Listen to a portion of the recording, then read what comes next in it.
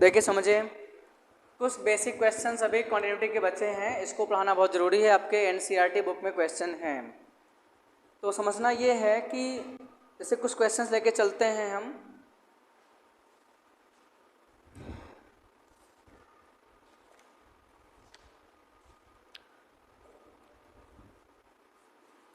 मान लो हमने आपके एनसीईआरटी बुक का क्वेश्चन देखिएगा, एक्सरसाइज जो बच्चे 5.1 है, 5.1 इसमें देखिए क्वेश्चन नंबर 31 थोड़ा इम्पोर्टेंट है, बताना जरूरी भी है। लिखा हुआ है so that the function defined by fx equal to cos of x square is a continuous function। ध्यान समझिएगा, इसको बच्चे शो करना है कॉन्टिन्यूस फंक्शन है। अब ध्यान समझिएगा, अब तक मैंने क्वेश्चंस में जो आपको बताया है वो ये बता दिया है कि हमको किसी एक पर्टिकुलर x की वैल्यू दी जाती थी, उसमें हम लोग चेक करते थे, लेकिन यहाँ ऐसा कुछ तो है नहीं। तो मान लो एग्जाम में, बोर्ड एग्जाम में सवाल आ गया, आपको कैसे लिखना है ये तरीका समझिएगा। अगर हम तो ऐसा समझ लेते हैं, लेट इसमें सपोज करते हैं let gx equal to x square and hx equal to cos x. हमने सपोज किया कोई फंक्शन gx है, वो एक्स स्क्वायर हमने सपोज किया, एच एक्स बच्चे कॉस एक्स सपोज कर लिया है। अब मुझे बताओ एक्स स्क्वायर कैसा फंक्शन है। एक्स स्क्वायर बच्चे एक पॉलिनोमियल फंक्शन है। याद रखना, अगर कोई फंक्शन पॉलिनोमियल होगा तो पॉलिनोमियल फंक्शन एक्स के सभी वैल्यूज के लिए क्या होती है, कॉन्टिन्यूस होता है। आप लिख सकते हैं वी नो दैट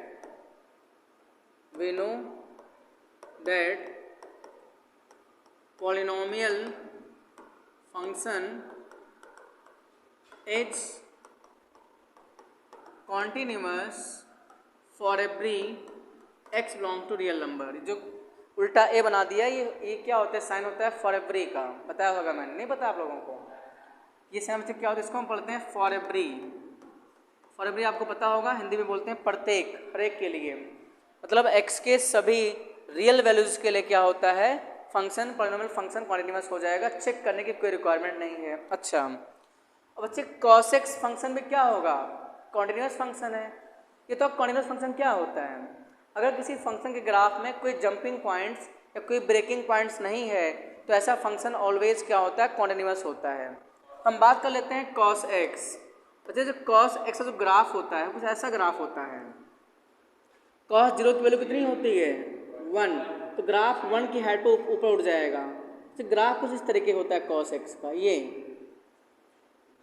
और ये ग्राफ आपका cos x ग्राफ है। क्या इस ग्राफ में कहीं ब्रेकिंग पॉइंट्स है, नहीं, ग्राफ लगातार क्या हो रहा है, एक कॉन्टिन्यूस फॉर्म में ग्राफ ये बनता हुआ चला जा रहा है। There is no breaking point in this graph, therefore cos x भी कैसा होगा, is continuous function for every x belongs to real number. तो समझिएगा जरा, कॉन्टिन्यूस फंक्शन में क्या होगा, x के सभी वैल्यूज के लिए क्या होगा, कॉन्टिन्यूस हो जाएगा। लिख सकते हैं so gx is equal to x square and hx is equal to cos x इज a continuous function for every x belongs to real number। Clear है, ऐसे एग्जाम में लिखना है, ठीक है। और समझिएगा जरा, सभी वैल्यूज के लिए क्या है, कॉन्टिन्यूस फंक्शन, तो ये बन जाएगा। लेकिन अभी और लिखना पड़ेगा। किसी स्टेज पर मैंने आपको क्या पढ़ाया था, कंपोजिट फंक्शन पढ़ाया था। अगर दो फंक्शन x के सभी वैल्यूज के लिए कॉन्टिन्यूस हैं तो उन दोनों फंक्शन के कंपोजिशन से जो फंक्शन बनेगा वही फंक्शन क्या होगा, कॉन्टिन्यूस होगा। There is no requirement of checking, right, check करने की कोई रिक्वायरमेंट नहीं है। अगर दो फंक्शन कॉन्टिन्यूस फंक्शन हैं तो उन दोनों फंक्शंस के कंपोजिशन से जो फंक्शन बनेगा वही फंक्शन कैसा होगा, कॉन्टिन्यूअस हो जाएगा। आप मुझे बताइए ज़रा, अगर मैं इन दोनों फंक्शन को ऐड करूं, बच्चे जो लिखा है जी एक्स इक्वल से लिखा है एक्स स्क्वायर और एच एक्स इक्वल लिखा हुआ है कॉस एक्स, इन दोनों फंक्शन के कंपोजिशन से हम इसको बना सकते हैं, किसको, ये बनाया जा सकता है। अब समझे कैसे। अब मुझे बताइए कि बच्चे मैं यहाँ पे निकाल लेता हूँ एच ऑफ जी एक्स, ये तो होता है h of g x means क्या, बोलो, this is composite function, this is composite function. बच्चे एच ऑफ जी एक्स को क्या बोले जल्दी बताओ, तो एच ऑफ जी एक्स की कितनी है बताओ, जी एक्स एक्स स्क्वायर है। अब मुझे बताइए एच एक्स आपके पास दिया गया है कॉस एक्स, तो एच ऑफ एक्स स्क्वायर के आप बता दें मैं आपको, मान लीजिए आपके पास में एच एक्स बच्चे क्या है कॉस एक्स है, किसी ने कहा एच ऑफ एम स्क्वायर की वैल्यू कितनी होगी, तो आप क्या करेंगे, जहाँ एक्स से बच्चे वहाँ रख देंगे एम स्क्वायर, ये रिप्लेसमेंट आपको समझ में आ रहा होगा। तो एच ऑफ एम स्क्वायर क्या होगा बच्चों, कॉस एम स्क्वायर हो जाएगा। इट इज क्लियर और नॉट क्लियर है। तो ये कंपोजिशन फंक्शन को हम ऐसे बना लेते हैं, मतलब जैसी रिक्वायरमेंट होगी। आप मुझे ये बताइए एच एक्स दिया गया है कॉस एक्स और एच ऑफ एक्स स्क्वायर की रिक्वायरमेंट है, जहाँ एक्स वहाँ एक्स स्क्वायर का काम कर रहा है, तो सेम यहाँ भी तो ये हो जाएगा कॉस ऑफ एक्स स्क्वायर होगा। तो एच ऑफ जी एक्स एक कंपोजिट फंक्शन है जिससे हमने कॉस ऑफ एक्स स्क्वायर बना लिया, तो लिखेंगे so h x, so h of g x जो कि क्या है कॉस ऑफ एक्स स्क्वायर है, इज ऑल्सो क्या कॉन्टिन्यूअस, शॉर्ट फॉर्म में लिखा है for every x belongs to real number, ये भी क्या होगा एक्स के सभी वैल्यूज के लिए क्या होगा कॉन्टिन्यूअस फंक्शन होगा। प्लीज नोट इट डाउन, इतना सोल्यूशन आपको बोर्ड एग्जाम में लिखना है।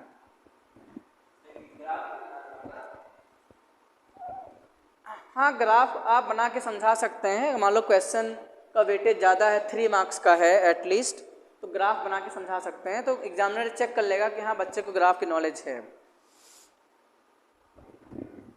इसे ग्राफ की कोई रिक्वायरमेंट नहीं है, सीधे लिख सकते हैं cos x जो होता है वो एक कॉन्टिन्यूअस फंक्शन होता है for every x belong to real number. Okay, I think clear होगा ये बातें।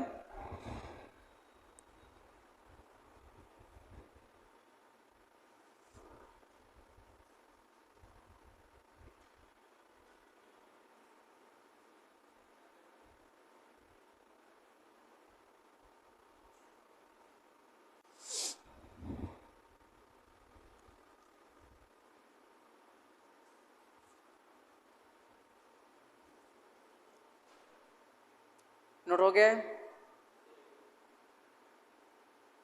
मैं अगला क्वेश्चन लिख देता हूँ। लेकिन कुछ क्वेश्चन इस टाइप से पूछे जाते हैं कि आपको कंफ्यूज करेगा, समझिएगा। कुछ समझे 34 देखिए, एनसीईआरटी बुक का ही है 34, बोल रहे हैं फाइंड ऑल पॉइंट्स ऑफ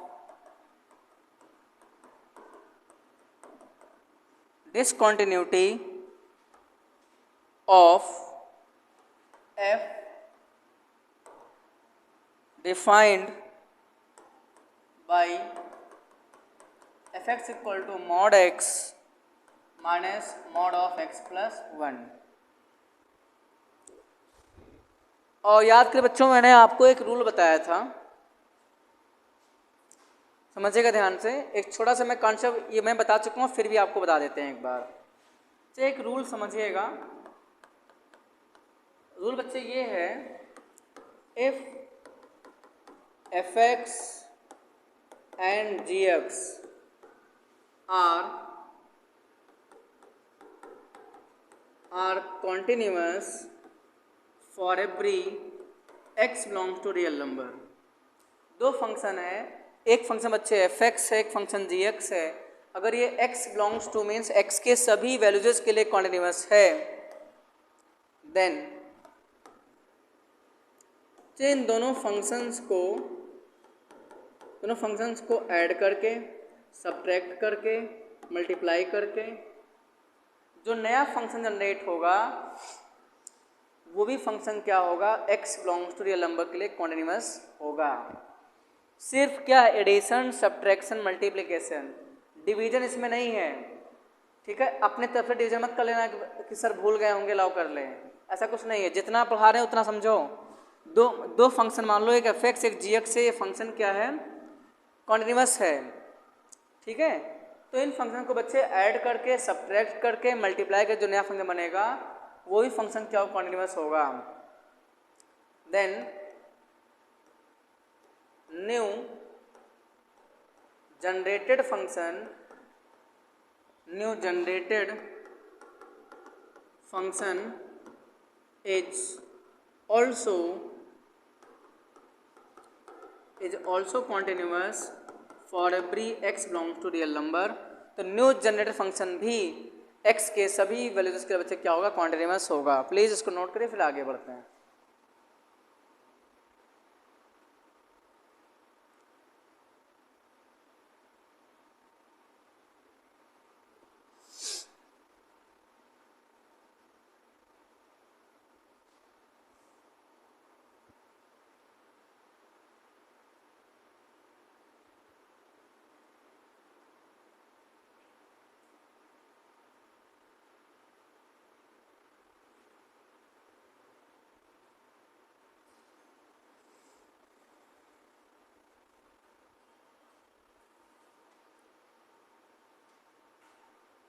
तो ये तो आपके पास में एक रूल है, मैंने गलत ट्रैक ड्रॉ कर दिया है।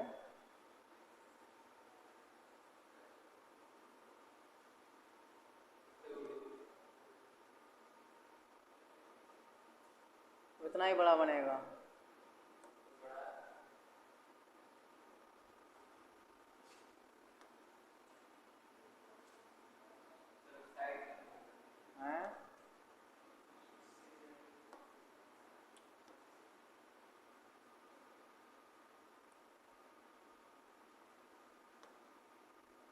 ठीक है। अच्छा नहीं बना, फिर समझ लीजिए, ये रूल है, आप समझ लीजिएगा।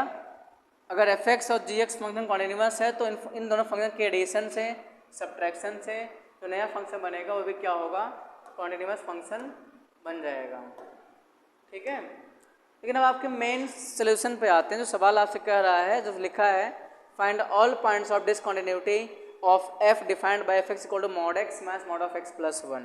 समझिएगा, लेट एक फंक्शन ले लिया हमने gx, जो कि बच्चे क्या है, मॉड x है। आप ध्यान दीजिए, कॉमा hx ले लिया हमने फंक्शन, वो क्या है, मॉड ऑफ x प्लस 1 है। अब मैंने आपको बताया था बच्चे, मॉड x का ग्राफ कैसे बनता है, ये v शेप। तो वी शेप बन रहा है, तो ग्राफ क्या कहीं टूटा है बीच में, नहीं, ये ग्राफ कॉन्टिन्यूअस होगा। अच्छा मुझे बताइए, मॉड ऑफ x प्लस 1 का ग्राफ कैसे बनेगा। मैंने आपको बताया था, पहले इस पार्ट को जीरो कर लेते हैं, तो क्या होगा, x प्लस 1 आपने जीरो किया तो x इक्वल टू क्या आ गया, बोलो, -1। क्लियर है। तो ग्राफ क्या होगा, ये ग्राफ बनेगा जो बना है वी शेप, लेकिन इसी ग्राफ ये जीरो है, तो ग्राफ यूनिट लेफ्ट शिफ्ट होगा, लेफ्ट, क्योंकि x is negative, x negative है, इसलिए इसी ग्राफ को 1 यूनिट लेफ्ट शिफ्ट कर देंगे। जो ग्राफ जीरो था, अब ग्राफ क्या होगा बच्चे, वो -1, 0 से ग्राफ बना शुरू हो जाएगा, ये ग्राफ बनेगा। दोनों ग्राफ बन गए। क्या ग्राफ एग्जाम में नहीं बना, लेकिन नॉलेज होनी चाहिए तो बना दीजिए, कोई दिक्कत नहीं है। ये ग्राफ आपके सामने बन चुका है, और दोनों ग्राफ क्या है, कॉन्टिन्यूअस फंक्शन है। लेकिन एग्जाम में इस तरीके से नहीं करना होगा, तो इन्हें बता दिया वैसे ही।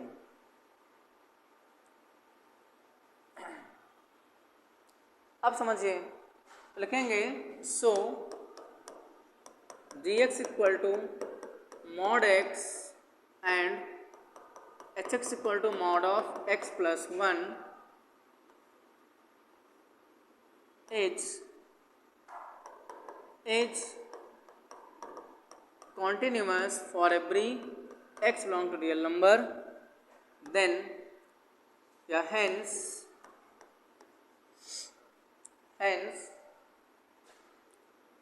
mod x minus mod of hence ऐसे लिख सकते हैं, हैंस gx माइनस hx, बोलो भाई, और gx की वैल्यू कितनी बच्चे बोलो, मॉड x, माइनस hx की वैल्यू कितनी है, मॉड ऑफ x प्लस 1। ध्यान दो इधर, हैंस gx माइनस hx लिख लिया हमने, gx के प्लेस पे रखा मॉड x, hx के प्लेस रखा हमने mod of x plus 1 is also continuous for every x belongs to real number. अब आपसे सवाल में क्या बोला गया है, find all points of discontinuity, क्या बोलेंगे, therefore there is no point of discontinuity, बोल सकते हैं so there is no no point of discontinuity, या इसका आंसर 0 आ जाएगा, जो आप वो भी सही है, डिसकॉन्टिन्यूटी। नोट करिए इसको।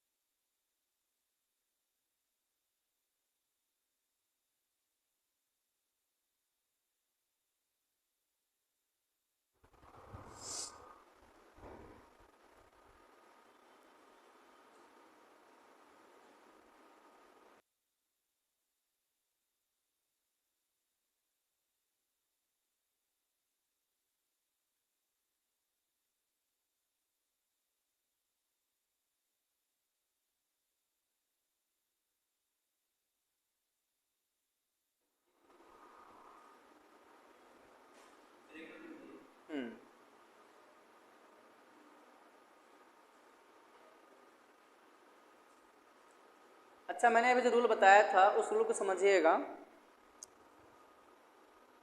जैसे मान लो कभी कभी ऐसे एग्जाम में आता है, रूल तो बता दिया, ऐसे पूछते हैं साइन एक्स प्लस कॉस, ऐसा सवाल आप में है। सेकेंड है sine x minus cos x, और थर्ड बच्चे हैं sine x into cos x. मे भी ये क्वेश्चन नंबर आपके बुक का ही है।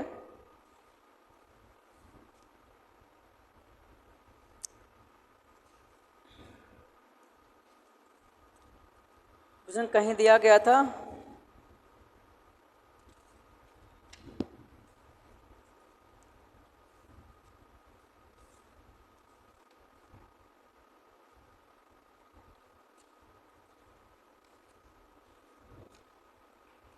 चलिए हटाइए, जो भी है समझिएगा। तो इन फंक्शन को चेक नहीं करेंगे। आप मुझे बताइए, आपको अच्छी तरीके पता है कि sine x and cos x is always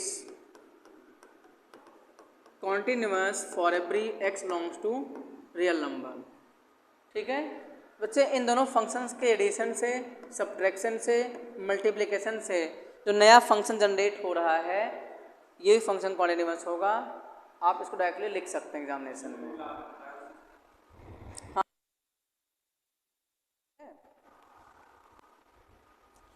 तो इसी के साथ कॉन्टिन्यूटी आपकी डिफरेंशियबिलिटी ख़त्म हो जाती है। अब हम स्टार्ट करते हैं derivatives, differentiation of function start करते हैं। फिर भी if you want to ask any question, आप क्वेश्चन पूछ सकते हैं।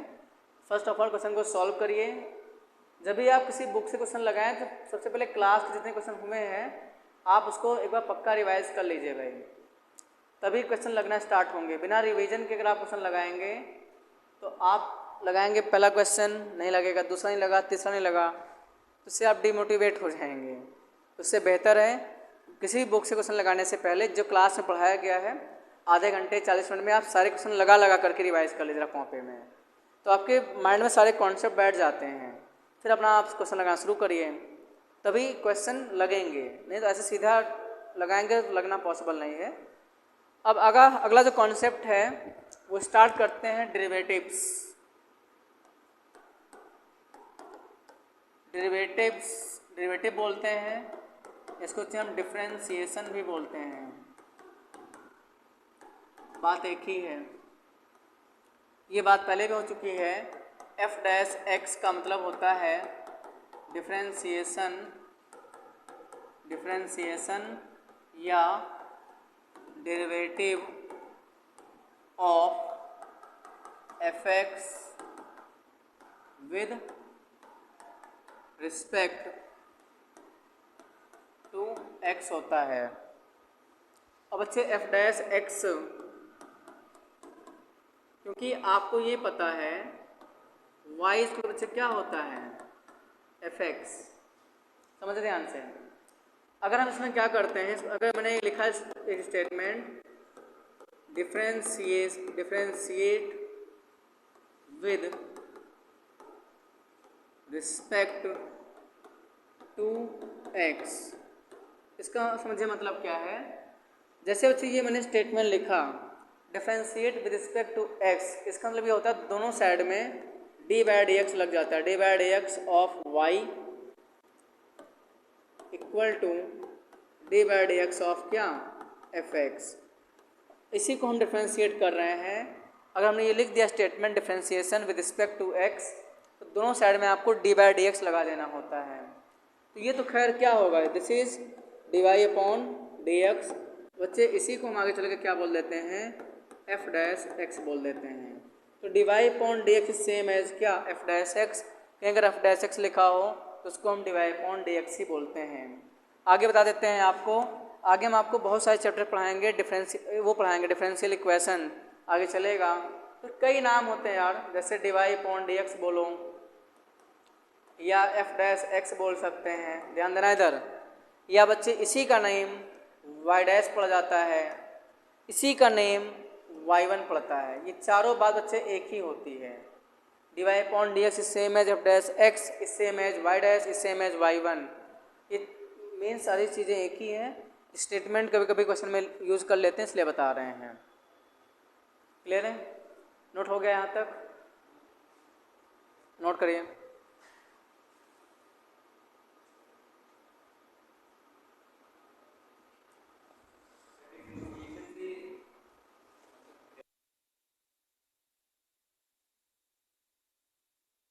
आगे भी पढ़ाएंगे डिफरेंशिएशन का रिवर्स प्रोसेस क्या होता है, इंटीग्रेशन। अभी तो आपका ये जो भी अब तक आपको पढ़ा रहे हैं ये डिफरेंशियल कैलकुलस है। अभी आगे शुरू होगा इंटीग्रल कैलकुलस, राइट। कैलकुलस के दो पार्ट होते हैं, डिफरेंशियल कैलकुलस और integral calculus. This is differential calculus चल रहा है आपका, इसमें आपको डिफरेंशिएशन करना सिखाया जाएगा।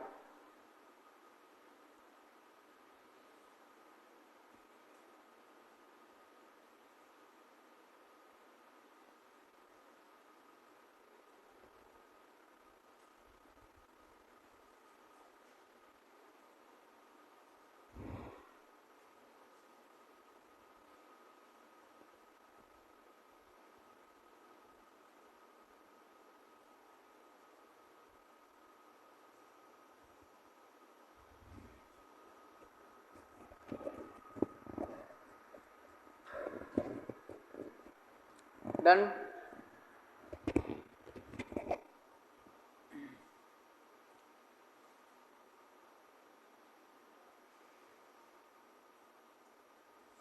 समझिए,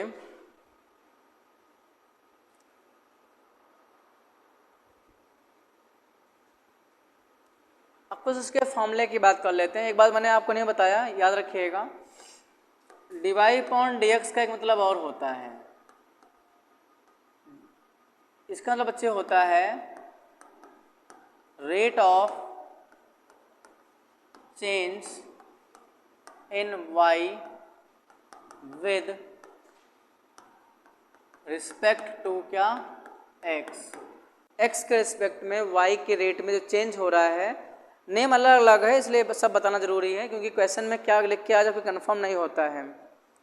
ठीक है, अब कुछ इम्पॉर्टेंट फार्मूले समझिएगा और सब बच्चों को ये फार्मूला याद कर लेना है और साथ साथ आप नोट करते भी चलेंगे।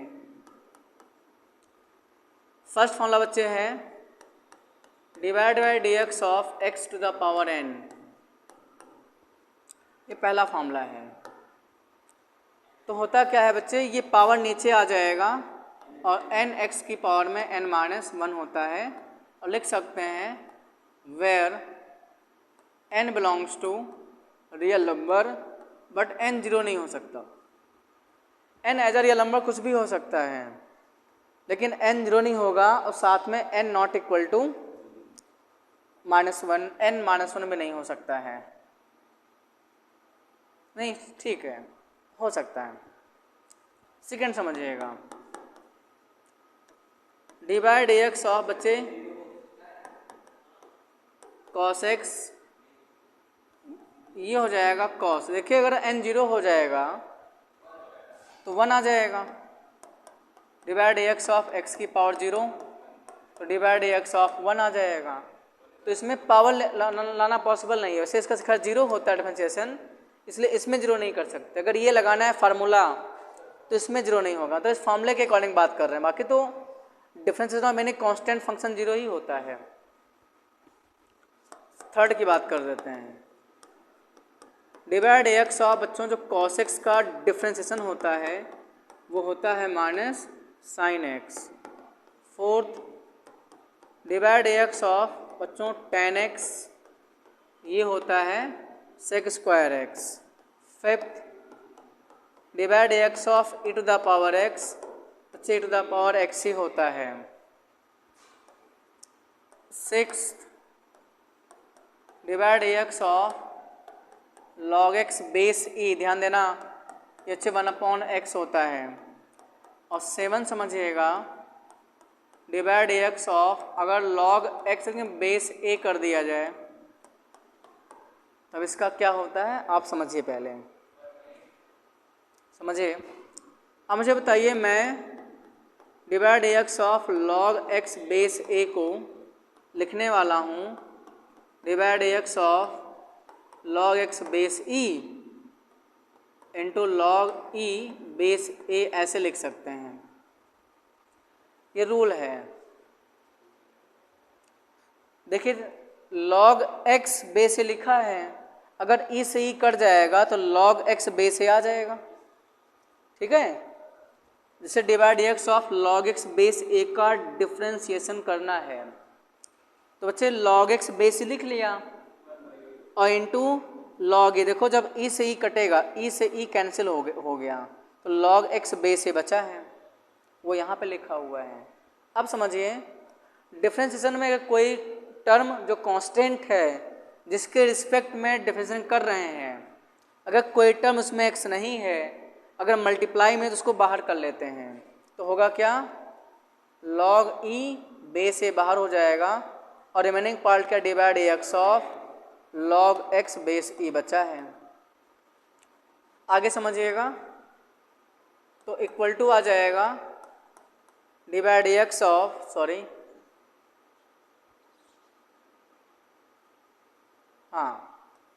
आगे क्या आएगा तो लॉग ई बेस ए, इसका 1/x होता है, बता ही चुके हैं। अगर लॉग एक्स बेस ई है तो बच्चे 1/x होता है, बेस ए होने पर कहानी चेंज हो जाती है। आप मुझे बताइए 1/x तो है ये। अच्छा लॉग की प्रॉपर्टी है, अगर लॉग न्यूमरेटर पार्ट में लिखा है, अगर लॉग को लाना चाहते हैं डिनोमिनेटर पार्ट में तो बच्चे आपस में बेस और ये इंटरचेंज हो जाता है, तब ए ऊपर जाएगा और ई नीचे आ जाएगा। पहले क्या लिखा है लॉग ए बेस ही लिखा है, लेकिन जब लॉग नीचे ला के लिख रहे हैं तो log a बेस ही हो जाता है। तो अल्टीमेटली ये फॉर्मूला बन गया जो हमने यहाँ नहीं लिखा था, क्वेश्चन मार्क लगा दिया था, d by d x of log x base a होगा। तो इसका फॉर्मूला होता है बच्चों 1/x log a base e। This is the formula जब d by d x log x base a होगा। प्लीज़ इसको नोट करिए।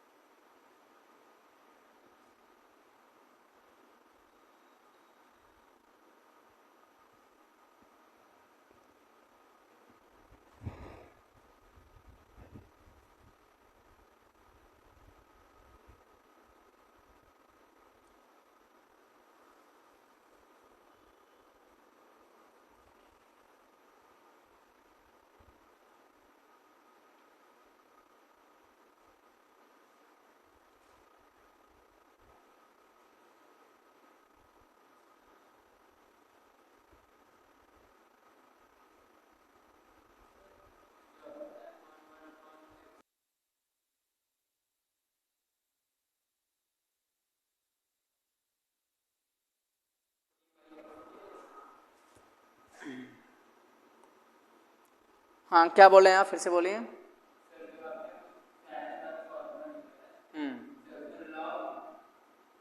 एक्स बेस ए है।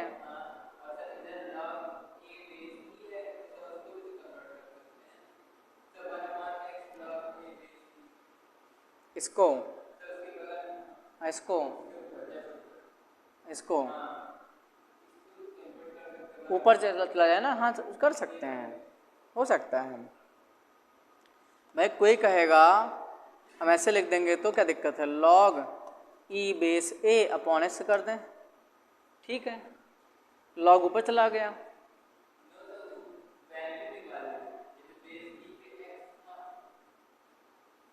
आप मेरे पास log को ऊपर लिखेंगे तो a और e चेंज हो जाएगा।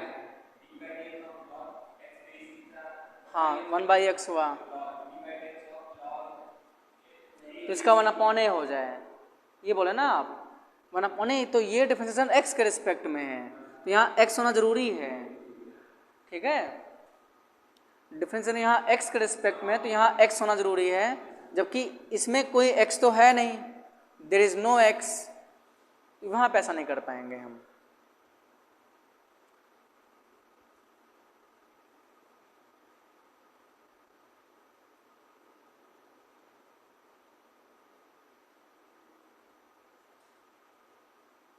चलिए और कुछ फॉर्मूले की बात कर लेते हैं। 7th का अब 8 नंबर देखिएगा। मान लो मैंने कहा d by d x of sec x, बच्चे होता है sec x into tan x होता है, हाँ, और नीचे कर दें,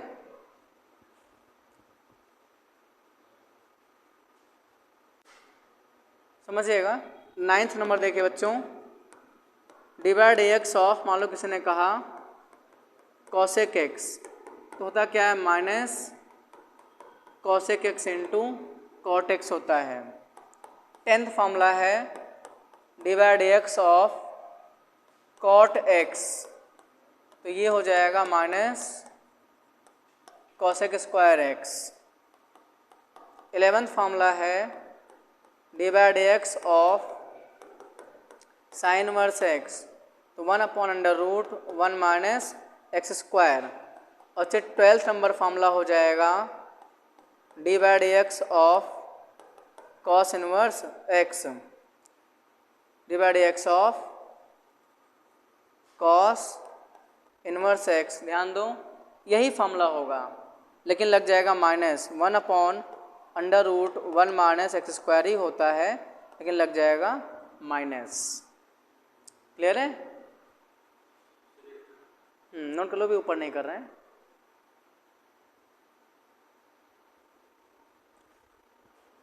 फिर देखिए 13 नंबर देखिए फॉर्मूला